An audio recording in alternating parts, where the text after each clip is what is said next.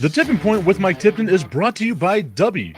What is Dubby? Dubby is a clean energy drink that is made to give you focus with no crash, jitters, or angst like those other energy drinks have. They also have no maltodextrin fillers and don't use artificial dyes. Dubby contains vitamins, amino acids, a nootropic, and 150 milligrams of caffeine. W's products are made in the USA in an FDA inspected facility that strictly adheres to GMP manufacturing guidelines. All of the flavors are unique and custom made by W, and you'll never taste our taste anywhere else. The best part about it is they're affordable. W's drinks come out to about $1 per drink, much cheaper than Starbucks or any of those canned energy drinks. To learn more, visit w.gg.com/MRTipton33 and place your order today. Use promo code MrTipton33 and save today. W Energy, be better. What's going on, everybody? I want to tell you about my new friends over at Cleverman. Visit them online at becleverman.com. What they gave me was the energizing face and beard scrub along with the Cleverman face scrubber. And trust me when I say this, the energizing face and beard scrub smells amazing. Combining it with the face scrubber, making sure that your boy was looking as good and sexy as possible, opened up a whole different sensation in my face that I haven't ever felt before. I felt so clean, so fresh, and so clean, like Outcast said, and it helped me feel like I was ready for my day. Make sure you visit them online at becleverman.com and follow them on Instagram at clevermannyc. The link is up in my bio if you want to check out all the amazing products they have. Visit them online, becleverman.com. This is Mike Tipton from Tipton Sports Broadcasting, inviting you to join us on Tuesday, June 10th at Buffalo Wild Wings, 655 Sunland Park Drive on the west side of El Paso for all-you-can-eat wings. As a big fat guy, you know I'm going to be stuffing my face, so why not join me and Brandon the Iceman Cone for all-you-can-eat wings? Be sure to tune in to Fire and Ice every Saturday as we talk sports or anything else that might come to mind. At B-Dubs, enjoy the $4 house beer Wild Herd, $5 Bud Lights, and $6 Voodoo Rangers. And take advantage of their $4 Fireball shots. Fireball. Happy hour is Monday through Friday from 3 to 6 p.m. Be sure to try the delicious new sandwiches like the beer cheese cheesesteak and chicken parm melt. Plus, all-you-can-eat wings Monday through Thursday until June 26th. $24.99 for bone-in wings, $19.99 for boneless wings, and the fries are included. All you can eat bone-in and boneless wings Monday through Thursday, and Fire and Ice every Saturday at Buffalo Wild Wings, 655 Sunland Park Drive.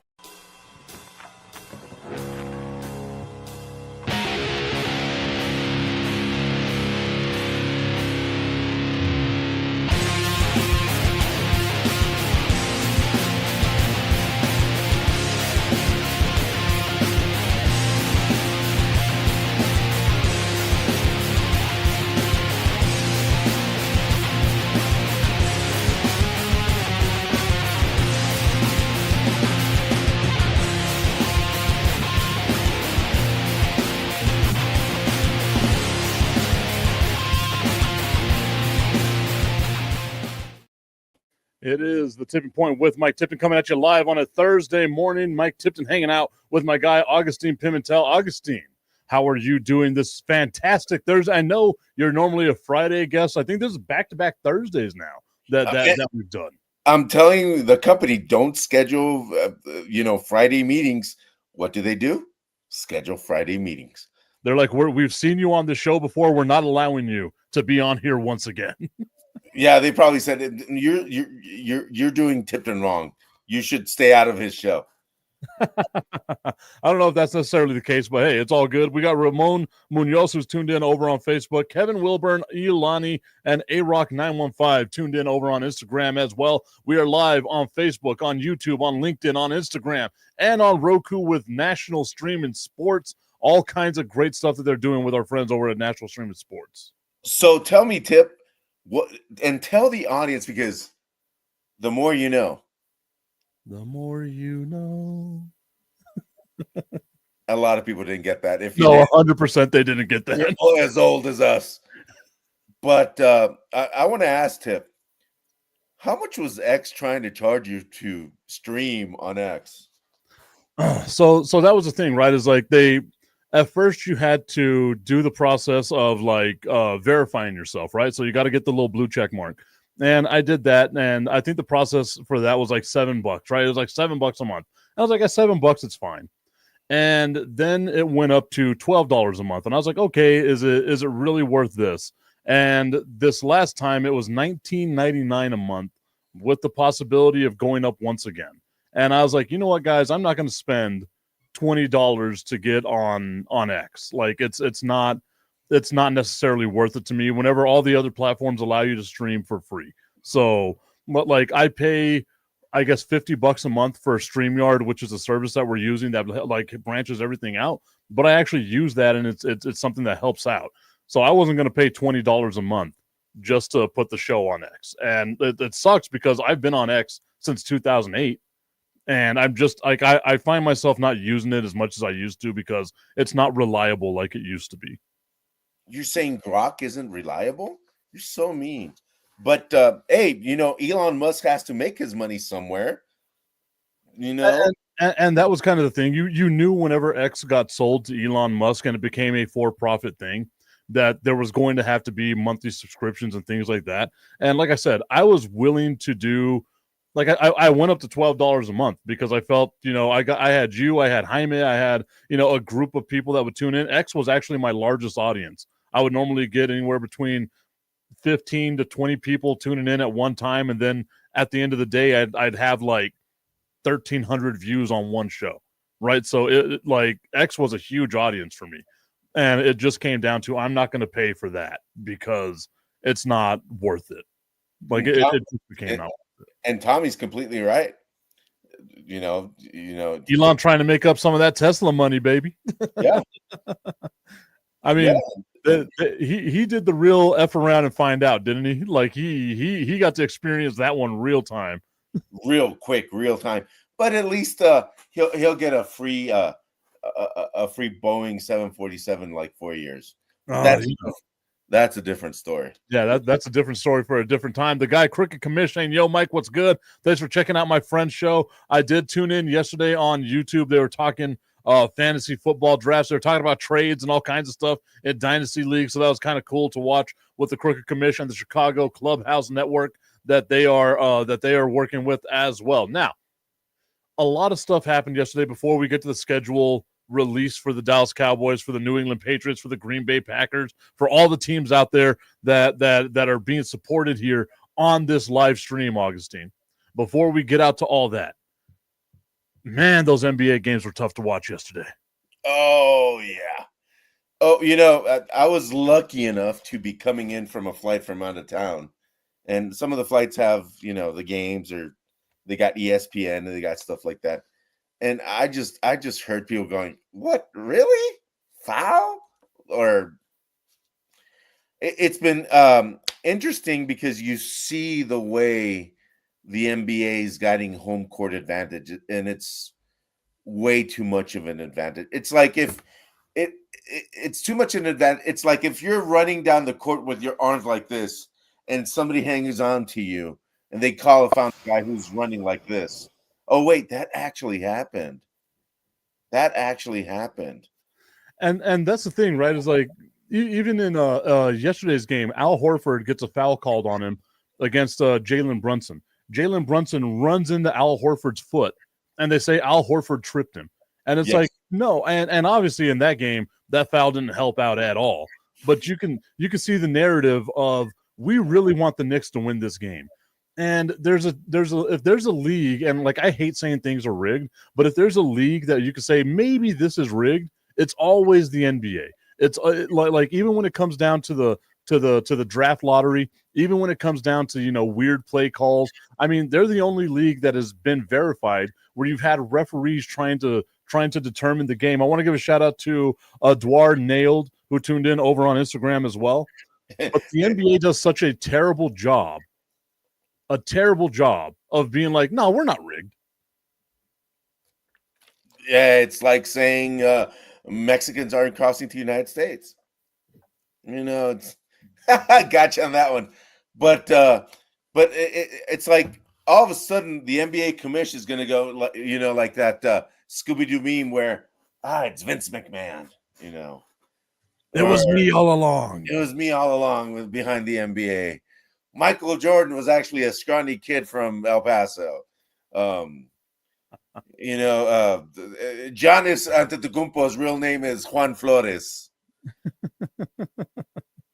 Tommy Cananzo saying the NBA draft lottery was fair and balanced. Don't start, Mike. And I get it, right? Like a lot of the times, it's the perception of it. People don't realize this about the draft lottery is it doesn't happen on TV. The TV part is the made-for-TV product. It actually happens in a room. There's about 20 or 30 journalists in the room. All representatives from the NBA are around there. So it would be extremely hard, extremely difficult for the NBA to rig the NBA draft lottery. It's just the perception is out there, man. You trade Luka Doncic, here's the number 1 overall pick. Yeah, well, they should just trade, just say, hey, here's Mark Cuban. Give me another billionaire who can, be smart with this team, please. That's what the Mavs should do. Get Cuban back. Jen WealthNet saying, top of the morning, fellas. My name is Bogard from GWN. Just subscribed. Great content, y'all. Hey, we appreciate that anytime we get new subscribers. That was actually the network that I checked out yesterday talking about fantasy football. So shout out to them for tuning into our little show that we have going on here, The Tipping Point with Mike Tipton and now Augustine. Well, I'm just a guest, and I'm so proud. And I'll say this to you, and I'll be looking at you, Mike. I'm so proud of you and I've told you this face to face, and you know this. I'm so proud of everything you've done. I'm so proud of everything you do. That for me, it's an honor to be talking sports here with you. I don't know if that's genuine or not. I'm also terrible at taking compliments, so I'll just say thank you. I appreciate the love and the support. You along with Tommy, I think you guys have been supporting this nonsense for almost a decade now. May 26th will be a decade that I decided I wanted to do radio. That's whenever I first started volunteering at KTEP. August 15 would be whenever I started my internship at 600 ESPN. So it'd be a decade of me doing radio stuff here. Man, that decade flew by and dragged on at the same time. I'm reminded of Motley Crue's album where they put everything together, The Decade of Decadence. There we go, The Decade of Decadence. I think that's what I'm going to start calling it from now on. Ivany from Edouard Nailed says, yes, Mike, you are a badass. I appreciate that as well. Tommy's saying, I guess Mike doesn't want views. Just kidding, Agus Ferratu. I gotta find it again. It's always up here. There we go. I gotta get you a color pick though. Yes, I got to do a better job. We got to find a better version of Augusto Ferratu. Tommy Cananza saying, I started with 600 ESPN. Man, it's crazy to think that I left 600 ESPN back in 2017. Whenever I went to ESPN. I'm $7.25 an hour. Yeah, Jesus Christ. What was I doing? It's like Jerry Jones owns that station. Man, I tell people all the time, thankfully I'm a disabled vet, because if I wasn't a disabled vet, I would have never been able to do this, man. Like, that check supplemented so much. Oh, be quiet, because somebody, some orange guy might be listening going, what? He got money from us? You might not be getting that much anymore. Oh, you do it so well. Thank you for the jet. Anyway. No, I look like I gave him the jet, so he'll make sure I continue getting my check. Yeah. Anyway, let's continue talking about the NBA, because yes, it's alienating finally so many people. Because I mean, the last 5 years have been really iffy, if we're going to call reffing iffy. I mean, not even with VAR. Well, it's not VAR, video assistant referee.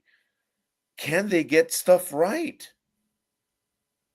I mean, and I think that's the biggest issue that the NBA has, right? Is like, the season is so long, you have so many different storylines that you want to keep up with, and whenever you have, like, think of the nightmare scenario it would be for the NBA to have the Minnesota Timberwolves versus the Indiana Pacers in the NBA Finals. But like, you're not going to get people tuning in to watch that, right? Like, I love basketball, so I'll be the only person tuned in watching that, like looking over at the bar, being like, "Is anyone else looking at this game?" And they're gonna be like, "Shut up, weird guy who watches basketball way too much." Like that would be that's the nightmare scenario, right? But you look at the big name teams are no longer there. You want New York, and that's what I'm going to keep my eye on in this next round. I'm going to watch this New York Knicks game or team because ultimately they're going to beat the Boston Celtics. I find if the Boston Celtics come back and win this series, then New York should never get love again, like ever. The Knicks should never be loved ever again. But the Knicks should win this series in Madison Square Garden, Game 6. I want to say on Friday. I'm going to watch that Pacers-Knicks series, and I assure you there's going to be so many calls that go the Knicks' way just because the NBA, once again, so transparent in what they want to happen. Transparent. I've never heard that word and NBA in the same sentence. Well, no, okay, so transparent without letting us know exactly what it is, right? It's like whenever someone cuts you off and you stare at them through the passenger or through the window of your car. You're just digging a hole through them. They can feel you staring at them. They just don't acknowledge it. That's kind of the way that the NBA is. They know we're staring at them. They know we see what's going on. They're just not going to acknowledge it. Wait, you just stare? Well, what do you do? I could picture you just big old middle fingers up in the air, all kinds of stuff. No, I send them a kiss. Most of the time, like I give them a thumbs up. Like I'll be like, "Good job, driver." That's the best thing to do. Always treat them with love. And I don't know about that. And I'll tell you what. And treating people with love is the best thing the NFL has done for the Dallas Cowboys on their schedule. Our guy, Gary Bryant, saying, "What up, Tip? What up, Augustine? Good morning, everyone in the chat. Coffee Thursday, fellas. It is a Coffee Thursday." Augustine brought it up. The Dallas Cowboys have their schedule released yesterday, as a matter of fact. And I don't know how I feel about the Dallas Cowboys, Augustine. Like, I'm optimistic, but I'm also not optimistic. The roller coaster keeps, taking me on this wild ride that it takes me on. But if you look here, they opened the season against the Philadelphia Eagles with a loss. And then the very next game is against the New York Football Giants, right? So you got two back-to-back, very early in the season, divisional games that you cannot afford to lose both of them. You have to win at least one of them, and it should be the Giants game, right? Like, we can agree the Giants are not on the level that the rest of the NFC East is on. Oh, yeah. The Cowboys should dominate the Giants, like the rest of the league should dominate the Giants. Unless the Giants make, this massive leap of, coherence, and this should be easy. That second week should be easy for the Giants, for the Dallas Cowboys. Then the Dallas Cowboys travel on September 21st to the Chicago Bears, taking on the Crooked Commish and his favorite team, the Bears, where we got the Pope and all of that good stuff that's happening with that. Hey, real quick, and this is, I was in Dallas this week, and some of the jokes for the Pope were amazing because I was hanging out with some people. They were saying now since they're going to have, if you're an adulterer, that's 50% of your income. And you'll have a tariff on stuff. It's no longer going to be 10%. It's going to be now 25%. The tithing. So it was interesting, but and I'm sorry, Cricket Commish, the Bears are going to get killed by the Cowboys. Caleb Williams is good. We'll give him that. Not great. The pass rush, the rush for the Cowboys should just overwhelm Caleb Williams and that offensive line. I don't know if I agree with that, though, because the Chicago Bears have done a lot to address their offensive line, right? Like making trades with Kansas City to get their offensive line done. In free agency, they went out, they got a lot of offensive line help. I still think the Cowboys are going to win that game just because I think the Bears are going to have to go through the growing pains, right? Like, again, in the NFL, there's a lot of growing pains and things like that happen. And it's going to be so early on in the season. That offensive line is not going to be together yet, and it takes about 6, maybe 8 games for the offensive line to start gelling, and it's going to be. I'm marking it right now. It's going to be a 31-10 game right there. 31-10. Jesus. Okay. So this game ain't even going to be close in your mind. I was sitting here thinking like 24-17. Like, Oh, I thought it was going to be something like that. You're over here 31-10. No, it's going to be a grade A butt whipping. But what's gonna be a great game though? It's going to be Week 4 against the Packers. And people are calling it the revenge game for some reason, but that's going to be one heck of a game. That's going to be whoever has the ball last will win. And I think the Cowboys will pull that off against Green Bay. There's only one thing that I'm glad about that Green Bay doesn't have anymore, and that's Aaron Jones, because he was a Dallas Cowboys killer whenever he would play against them.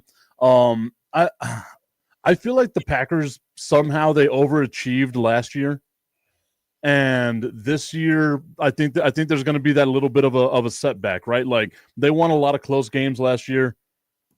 The NFL normally has a way of kind of righting itself, right? Like the 2 years ago, the Minnesota Vikings lost, I want to say it was 8 games by 1 score or less. This past season, they won those games by 1 score or less, right? And the NFL always has that way of writing itself out. But right now, it looks like the Dallas Cowboys schedule, if it holds up the ways that we think it's holding up, worst case scenario could be 3-1. Best case scenario could be 4-0, right? Because again, I think that there's a real chance the Dallas Cowboys can beat the Philadelphia Eagles. That defense that the Dallas Cowboys have now, that pass game that the Dallas Cowboys have now, they have weapons. And there's a real possibility here. Our guy Tommy Carranza saying they're going 4-0. Gary Bryant saying brutal schedule is supposed to be a third-place schedule. It's a lie. 11-6. We will lose to the Lions, Kansas City, Commandos away, filthy at the Link. And then at the Broncos, Sean Payton has Dallas Cowboys number. So 11-6 is what Gary Bryant thinks the Dallas Cowboys are going to go. I think the Cowboys are going to do a lot better than that. I think they're going to go 13-4. I can't see 13-4. I really think they can go 13. Look at this. Wait a second. Aren't you the Cowboys, defender, and I'm the hater? And now like what the hell happened here? Like why are you the one being like the Cowboys are going to go 13-4? I think best case scenario they go 10-7.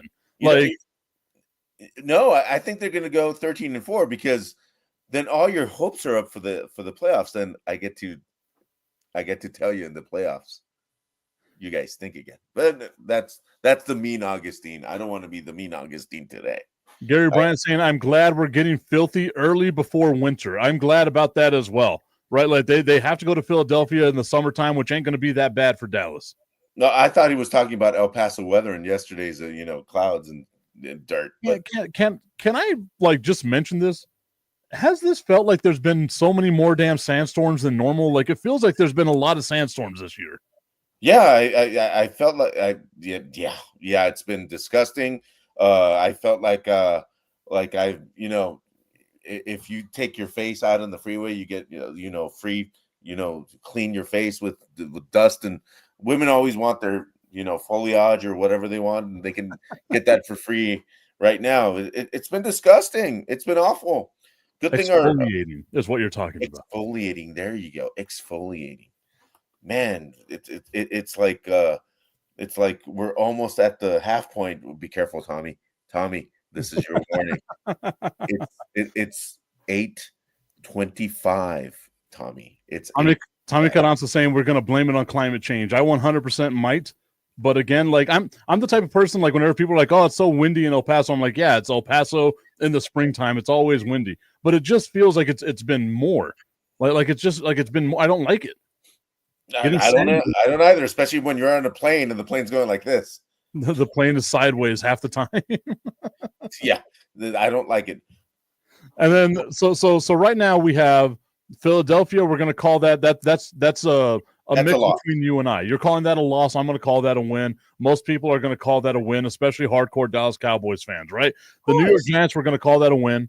The Chicago Bears, we're going to call that a win. The Green Bay Packers, I'm saying that's going to be a win as well. Your thoughts?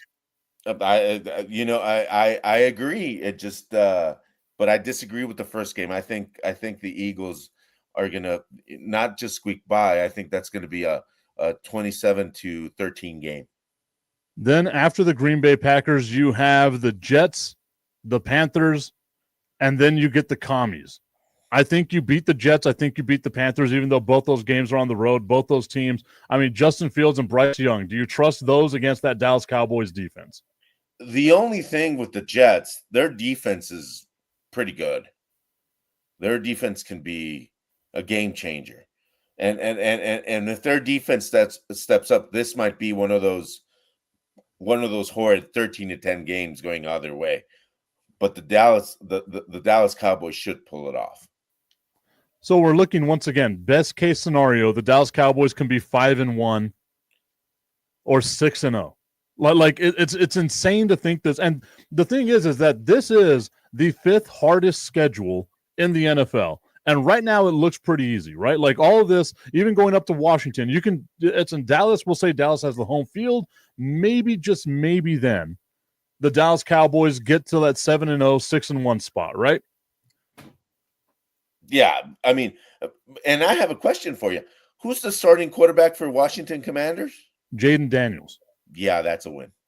I mean, you can't say that, man. Jaden Daniels is good. The only thing that you can hope for is that he has a sophomore slump. I'm not saying he's a bad quarterback. I'm saying he's really good. But I think Micah Parsons and he'll come out of his slump. For some reason, I think this is going to be Micah's year.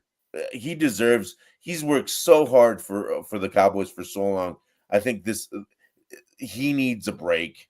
He needs it more than anybody else in the Cowboys, even more than Dak Prescott.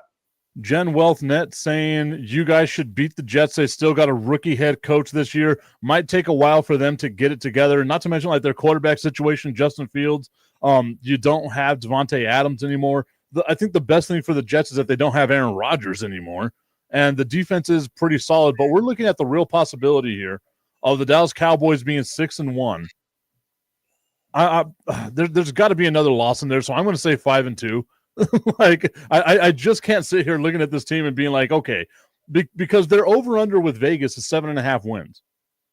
7.5 wins. I told people the other day, let's pound the over on that because they should get more than 7.5 wins. Just based off this schedule, worst case scenario with you and I, they've already got 6, right? Yeah, and the one where they'll be really tested will be at the Denver Broncos week 8 because Mile High, the coach they got there, he's had Dallas's number for a while. So I think Denver is going to be a really tough game. And I like Denver. I've said it over the last or going back to last year. I think Denver's the second best team in that division. Bo Nix is the truth. Once again, the only thing that the Dallas Cowboys can hope for is a sophomore slump. But Bo Nix and Jaden Daniels, both of them played so many games in college, right? Like they're not the traditional, we play 1 or 2 years and then go to the NFL. These have been like 4 or 5 year starters in college football that you saw last year had great seasons in the NFL, right? So I'm worried about that Denver game. I do see that as a loss just because Denver has a great pass defense. They've got a good offensive line. The one thing that I would say, if it winds up becoming a shootout, like if it's one of those games, this is where I think the Dallas Cowboys have the advantage on a lot of teams. If it becomes we're going to score more points than you and we're going to just have ourselves a good old-fashioned let's see who's going to score last type of game, the Dallas Cowboys are going to win those types of games. It's going to be the ugly, grind them out type of games that I feel the Dallas Cowboys are going to have their issues with. Yep, I agree. But Denver with Bo Nix, and nobody knew that Bo Nix was going to be this good this quick. And it just his maturity back in the pocket is just it seems like he's been in the league for like 6-7 years. So that's gonna be, I think that's gonna be a loss for the Cowboys. That's a definite loss.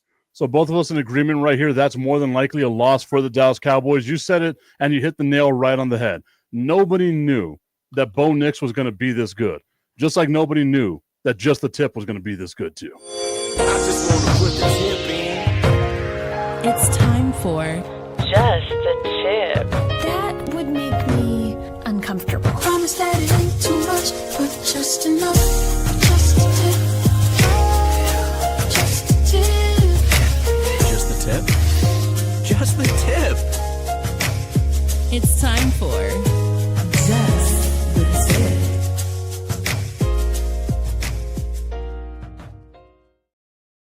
Limpia tus nueces. Hey, Mike, you're on mute. Tommy Cananza letting us know that he made it home. So he made it home before Just the Tip came in. Just the Tip is brought to you by www.myhappynuts.com. Use promo code Mike Tipton at checkout. And guys, coming up this summer, My Happy Nuts is debuting their full body deodorant. I can't wait to get my shipment in. It's already been ordered. You already know by now, guys. I'm all about taking care of yourself. Now you can take care of yourself from head to toe and make sure you're smelling as best as you possibly can with the My Happy Nuts full body deodorant. I thought you were going to say from head to toe and to head. From head to toe and then from gooch to tip. Stop it. You're the one who set that up. It's always my fault. Tommy Cananza said, just the tip as I pulled into my driveway. So he made it just into the driveway. Now, Tommy, I want to know, are you like, putting that volume up so you can listen to that bass from that Just a Tip song is pretty good, though. I was about to say that song, that's a banger, as the kids would say. It's a banger. Just a Tip banger? Yeah, very good, Tip. Very good. If you want to listen to the full song, you can get it from it's Plies and Ludacris. It's Just the Tip. That's the name of the song. That's the reason why I chose that instrumental for what it is that I want to do. Wait, it's an actual song? It's an actual song. It's by Plies and Ludacris called Just the Tip. Wait. The Jen WealthNet saying that Just the Tip joint slaps for real. That's one of the things I say it all the time, man. Like I am an audio expert. I know how to mix music, do all kinds of stuff like that. So whenever I put that one together, shoot, I was at ESPN when I put that together. So I've been doing that for 8 years, the Just the Tip thing here for 8 years, 7 years at a minute. And it works. Talking about your best friend, Stephen A. Smith, what do you think about our dear beloved president saying that he should be a candidate for president?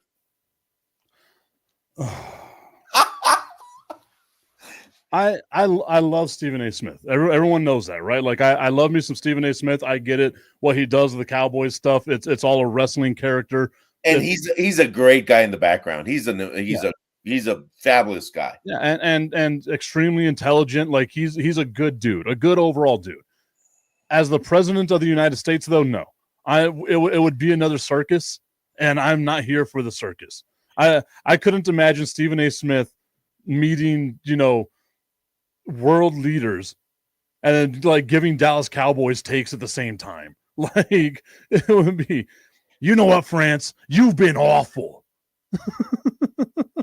You need to get your statue back. We don't want it anymore. Statue of Liberty. I want the statue of me. Tommy Cananza saying, I'm old and I drive with the volume all the way up. I can't hear anymore. And then goes on to say, if Trump can do it, anyone can. And that's that's a scary part right there. Look, it seems like you're discounting what I can do. What I did I'm was the best. good. No one has ever come up with words quite like me. Bigly. I got a big, beautiful bill. It's oh my god! It's like hearing a fucking fifth grader talk. Like it's. I was going to say third grader, but yeah, I think I gave him too much. I gave him too much. It's like hearing a small toddler learning words for the first time. It's like falling asleep in meetings with world leaders. Yeah, it's like we're giving Trump as much love that we're giving the Dallas Cowboys right now, because Week 9 against the Cardinals, unless Kyler Murray goes supernova, they're winning that one too. I don't understand how that's a Monday Night Football game. Like I get it, obviously because of the Dallas Cowboys, right? Like you're looking at a ton of these games here. The Dallas Cowboys at this point would have 1, 2. This would be their third primetime game. But against the Arizona Cardinals, why? Like there's no reason for that. Who wants to see the Arizona Cardinals on like TV that late? Like come on, man. That's where I feel the NFL normally gets a schedule right. This should be a Thursday night football game. It should be a Sunday morning game when everybody's at church and they're like, "Oh, what's the score? Oh, the Cowboys are killing the Cardinals." Destiny's saying that she works at a school. Let's take it down a few notches. The way he talks is like talking to pre-K. Big beautiful Bill. It's like this lollipop is so tasty. Yeah. Let's get back to football because 47 is he's getting a new plane. That's good. But anyway, it's a word I just came up with called equalize. Never heard of it before until now. What an idiot. Anyway, yeah, so that shouldn't be that guy is almost as dumb as the Arizona Cardinals being on a Monday night football game. I'll never understand it, man. Like for me, there's teams that are draws, right? Like obviously you get the Dallas Cowboys. The game that should be the Monday night football game would be that Denver Broncos Dallas Cowboys game, right? Like that's going to be a fun game. Instead, we get that one in the afternoon here in El Paso, or maybe against the Raiders. The Raiders, have and El Paso has a big contingency of Raiders fans for some reason. They're mostly, and that's the thing is that is a Monday night football game. Yeah, and they're mostly at Segundo Barrio where they can't afford to have ESPN. So they can't watch it, but they get it on ABC. It's a Monday night or a Sunday night game? It's a Monday night game. So ESPN to combat having like multiple channels because Disney owns ESPN and ABC to basically have some synergy is what they always say. They now have ABC broadcasting alongside simulcasting the Monday night football game. So it's back on ABC as well. So they did it for Raiders fans. Oh, Raiders fans, you don't have to, steal somebody else's cable to watch the game this year. The crooked commish saying that we are some brave souls. Yes, we are. Yeah, good thing I'm not going to walk down downtown El Paso in the next couple of weeks. That again, dude, that's my fear is I do not look like Mike Tipton. And I know that the second someone pulls me over, they're like, yeah, that's not you. I know where I'm going. I'll be doing the show in El Salvador. Like I've told you, you're Miguel Tipton. Miguel Tipton.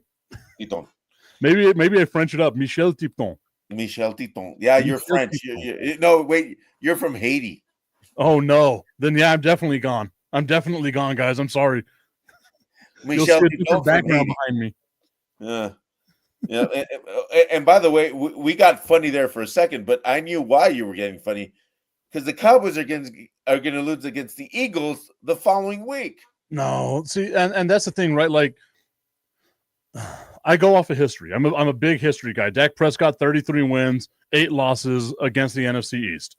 Worst case scenario, he splits with the Philadelphia Eagles, right? Like if they lose in Philadelphia, they'll win in Dallas. If they win in Philadelphia, they'll lose in Dallas. That always seems to be kind of the trend to follow here whenever it comes down to the NFC East, right? Like obviously Dak Prescott owns the New York Giants. I think he's lost one game in his career to the New York Giants. And we're talking about going all the way back to 2016, right? The Commanders, that's going to be a tricky team because they're on the come up. They're good, but I think they overachieved. They vastly overachieved, right? Like you look at some of their wins last year. The Cricket Commission knows it as well as we do. If not for a Hail Mary, we're talking about a completely different team here. And they got super lucky on that Hail Mary. They won a lot of games, late game situations. And again, you're going to revert back to the mean, right? Like it's going to happen with Washington. And I can see them having some issues. Now, again, they got some talent. They addressed their offensive line.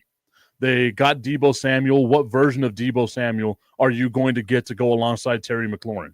Yeah. You still have a pretty decent running game with Brian Robinson and all them.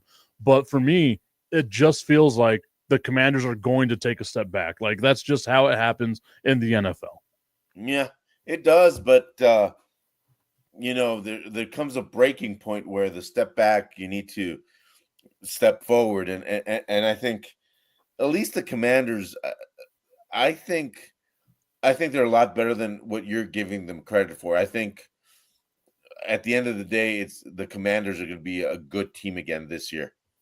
I mean, I think they'll be a good team. I think the NFC East is going to have 3 teams in the playoffs, and it's going to be Philadelphia, Dallas, and Washington. Like, I genuinely believe that those 3 teams are going to be in the playoffs. What will be the order where their seeding is going to be? Philadelphia is going to be number 1. Possibility. Philly's going to be number 1. Come on, I mean, it's obvious. By the time the Dallas Cowboys play the Philadelphia Eagles in Dallas on November 23rd, the Philadelphia Eagles are going to be 0-10. I will not ever give that team their due. No, I'm afraid for Philadelphia. If you were like the owner of a airplane company, because you would just crash that plane, wouldn't you? Oh, we're taking it directly into the ground. We are tanking the stock, baby. We are manipulating the market. Jen Wealth Net saying, has anyone broken the curse in the NFC East? We haven't seen anybody win that division twice in a row in a while. I want to say it's either 15 or 20 years that we haven't had back-to-back winners of the NFC East. Yeah. So for me, like, Philadelphia could be that team, but seeing Washington, like you said, and again, I'm not disagreeing with you. I think Washington's a good team. I just think saying that they're going to make it to an NFC championship game or to a Super Bowl again is putting way too much expectation on such a young team, right? So for me, like, I can see Washington winning the division. I can see Dallas now with the addition of George Pickens making a run to win that division because they still have a pretty good defense. Philadelphia lost a lot. That's going to be the thing that I'm looking at. Philadelphia lost a lot. But I wouldn't be surprised if Philadelphia won the division, and I also wouldn't be surprised if Dallas or Washington won the division. I got a question for you. Is winning the division overrated, though? I mean, it gets you a home playoff game. And that's really what you want, right? Like, at least get me one game at home. Most teams are okay getting a game at home unless you're the Dallas Cowboys, in which case you just choke away that game at home. I'm not mad. It's just what they do.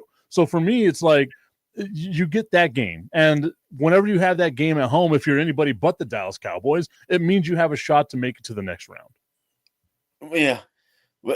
But after this game, you have 3 really tough games. Well, you have 4 really tough games because you got the Eagles at home, then Kansas City Chiefs.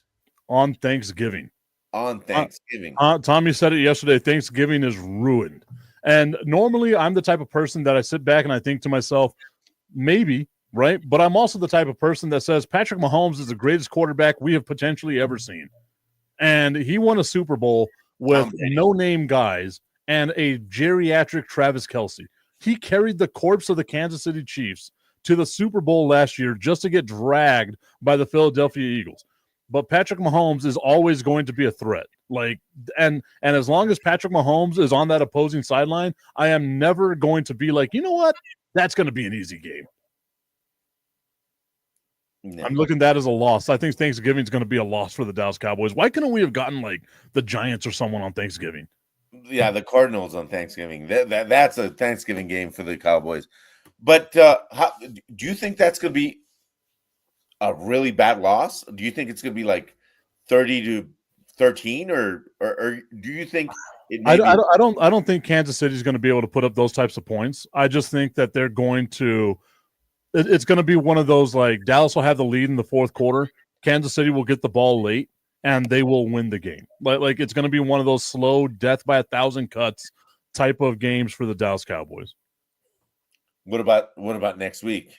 And that's going to be one heck of a game. But I think the Lions are just going to run over the Cowboys in the fourth quarter. Yeah, and that's going to be so. The Detroit Lions, I think, are going to be a real good case for what happens to a team whenever they lose a lot, right? Because we saw this happen with the Philadelphia Eagles a couple of years ago when they made the Super Bowl. Their offensive coordinator, defensive coordinator leave. That's what happened with the Detroit Lions without making it to a Super Bowl. They lost their offensive coordinator. They lost their defensive coordinator. They've lost weapons on the offensive and defensive side, because that's what happens whenever good teams get good. Players start being taken away, right? Now, how is Philadelphia going to, or not Philadelphia, how is Detroit going to be able to bounce back this season with all those losses, right? Like, I don't picture Detroit being, I still picture them being the best team in the NFC North, but I don't see them being a 15-2 win team. I don't picture them being as dominant as they were over the last couple of seasons, because there's going to be so much change that happened. So if there's a year for the Dallas Cowboys to be able to, beat the Detroit Lions on the road in Detroit in a primetime game on Prime Video, it should be this year, because this is going to be where you test the mettle of Detroit, right? Like, you've been sitting pretty the last couple of years. Last year you had expectations, you fell short of expectations. This year you have expectations as well, but you don't have what you had. You don't have that cord anymore. And it feels like Detroit, to me, is going to take a major step back. Now, that major step back, does that include Jared Goff? Is he the quarterback to lead the Lions? That's my question. And that's been the question forever with Jared Goff, because he had an incredible team at the Rams before, and he couldn't get it done. Now he's going to, and no, Tommy, no. Oh, Tommy Canazzo saying we're going 17-0 and end the season with a 50-point per game win margin. What the F are y'all talking about? I love the confidence. I genuinely do, man. Tommy makes me feel like I'm a bad fan. Tommy is the perfect Trump supporter. Delusional. Oh, wow.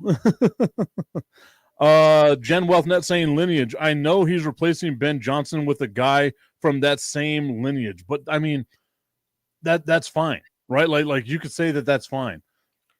Coaching trees, all that stuff. Like, look at whenever you say that you got someone from the Bill Belichick lineage, you would have thought to yourself, okay, yeah, Rex Ryan's going to be okay. Charlie Weiss is going to be okay. Romeo Crennel is going to be okay. And they weren't. And they were terrible. The only coach that's been halfway decent out of that Bill Belichick lineage has been Mike Vrabel. And even then, it's kind of iffy on that, right? Like, he won a playoff game. Like, it doesn't matter what the lineage is, man. Like, I'm a firm believer in that. Like, you've got to be able to prove it year in and year out. Like, I'd like to think that Detroit's not going to take a huge step back, but there's a huge possibility with it. That's a lot that they lost, man. Like, Ben Johnson was a great offensive mind. Aaron Glenn was great on the defensive side as well. Jen Wealth Net saying, my bad, I didn't proofread my voice text. LOL. He came from the Sean Payne lineage, Dan Campbell, and he brought over an OC with that same tree. I guess he's doing Sean Payton, right? Like going with that one. But again, like, how much is it that the Detroit Lions just caught lightning in a bottle these last couple of years, right? Like there's the real possibility of this, and the lightning escaped them without them winning a Super Bowl. Yeah, I wouldn't be surprised if the Lions wind up being like an 11-6, 10-7 team winning the division, because I just don't think that division is going to be as good as it was last year. Yep, I agree, but still, they're very physical. They're very physical, and their home crowd is loud as heck.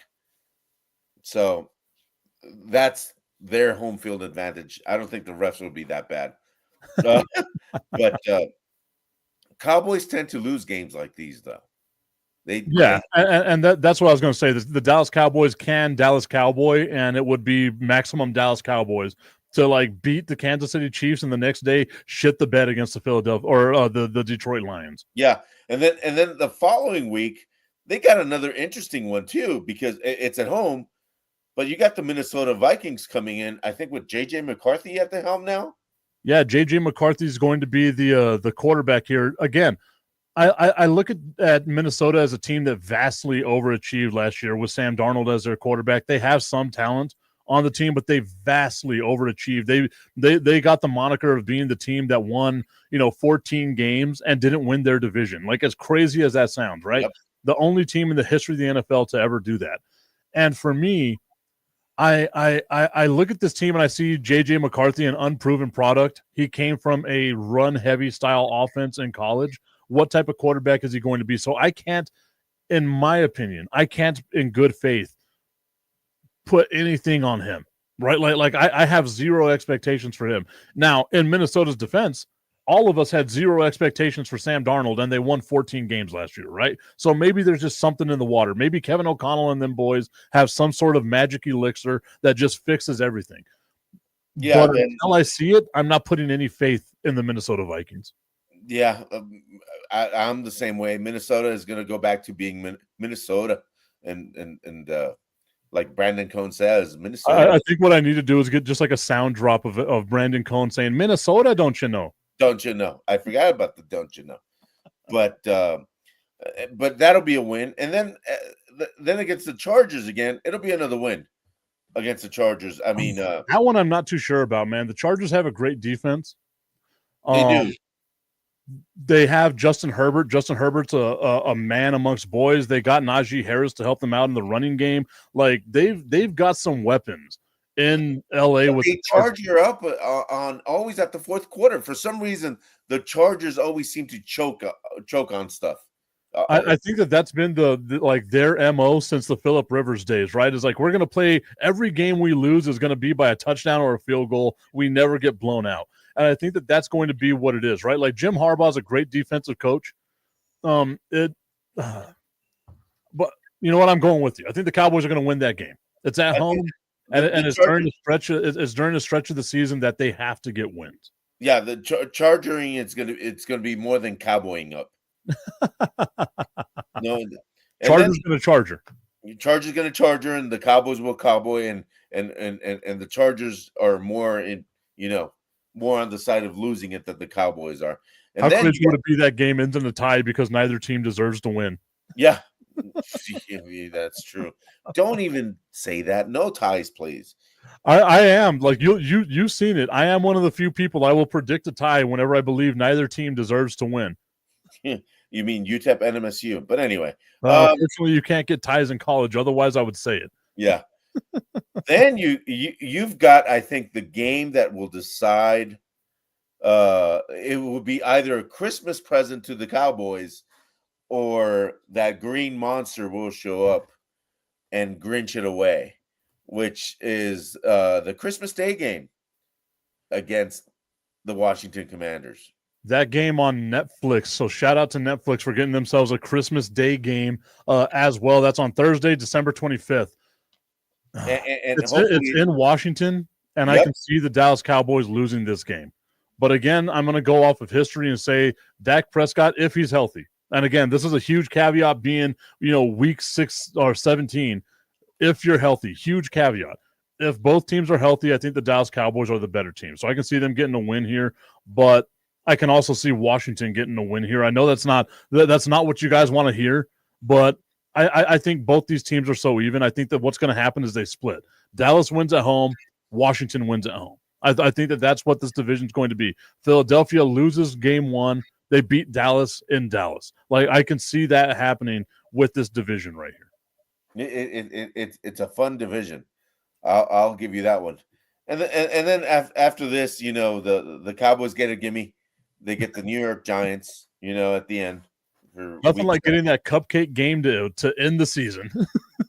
And to go to a playoff. And because I think after everything we've talked about, the Cowboys are going to go either 13-4 or 12-5. They got an elite defense. The offense has more weapons, but I think Pickens is still, Pickens is, still up in the air. If he wants to do his Pickens stuff, it's going to destroy the Cowboys' morale from inside.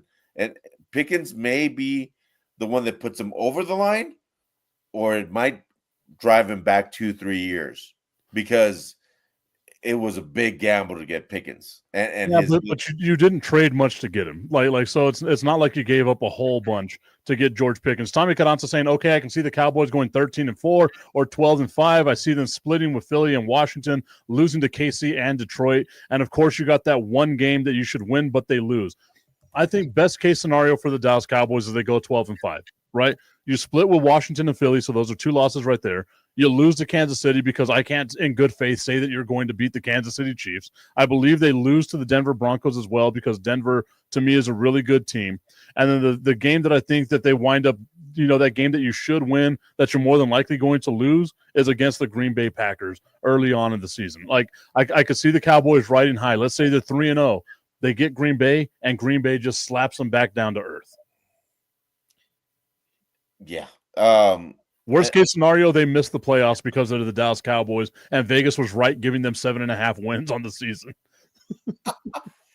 Vegas. I'm telling you, Las Vegas puts these things out there to get your money. They know what the hell they're doing. Yeah, they do. But I think the Cowboys are going to have one great season, and I'm going to tell Cowboy fans what this is your year. Yes, I agree. This is finally the Cowboys' year. Unfortunately, the playoffs are next year. I knew it. I knew you were going somewhere along those lines. I knew you were listening somewhere along those lines. Tommy Canassa saying, don't listen to him, Mireya. We're beating the cheese out of Green Bay. I did see that Mireya was watching over on Facebook as well. So her being a Green Bay Packers fan, maybe, just maybe, the Dallas Cowboys beat the Green Bay Packers. But again, I can see the Dallas Cowboying and losing this game. To the Giants? To the Packers. Oh, yeah. Kevin, I think all of us are like, there's no one's losing to the Giants. I wouldn't be surprised if the Giants go 0-17. Yeah, and get first draft picks and all that. But, the Giants are the reason, and all these teams like the Jaguars and the Cardinals are the reason for promotion relegation in American leagues. But that's a whole different story.